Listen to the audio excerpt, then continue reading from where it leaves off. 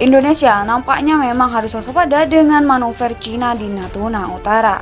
Sebab Cina pernah menduduki Pulau Natuna sebelum Indonesia merdeka. Faktor historis inilah yang membuat Cina saat ini menuntut haknya di Natuna Utara dari tangan Indonesia. Aneksasi Cina di Natuna dimulai pada dinasti Song. Dinasti Song menjadikan Natuna kala itu sebagai wilayah koloni utara jauh. Mereka kemudian mewariskan kepemilikan Natuna kepada dinasti Ming. Dinasti Ming inilah yang nantinya menjadikan Natuna sebagai garis batas Cina dengan bangsa lain. Menurut pengakuan Cina, Laksamana Cheng Ho sengaja menjadikan Natuna sebagai pangkalan angkatan laut di mana bila hendak melewati pulau tersebut maka akan masuk ke wilayah kekaisaran. Natuna lantas dikenal sebagai pulau gerbang masuk ke teritori laut Cina sebagian selatan. Kemampuan Cheng Ho mengelola Natuna menjadikan pulau tersebut punya nilai strategis. Setelah masa keemasan Ming berakhir dan dinasti Qing, Zhang Jizhu yang merupakan simpatisan Ming ingin mendirikan kekaisaran kecil di Natuna. Zhang bersama 300 pengikutnya migrasi ke Natuna dan membangun kerajaan di sana.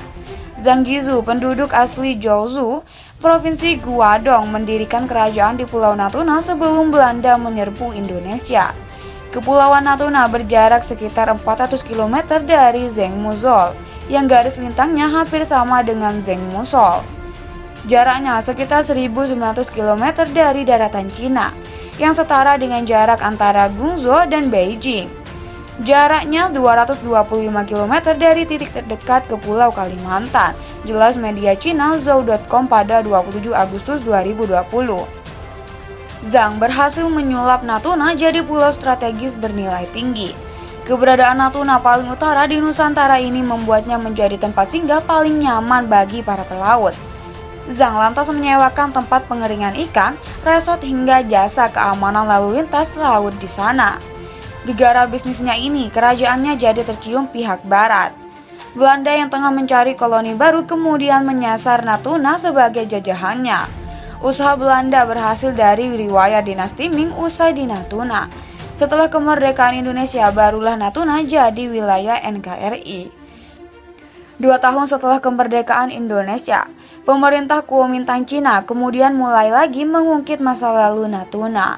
Adalah Chiang Kai-shek yang membuat peta Elephant Land Line yang mengklaim Natuna Utara menjadi milik Cina. Dasarnya cuma peta kuno zaman Ming yang sudah tamat riwayatnya itu. Ketika revolusi komunis terjadi pada 1949, Chiang kabur dan mendirikan negara Taiwan. Peta Elephant Line lantas ditemu Mao Zedong dan ia mengubah peta menjadi Land Line.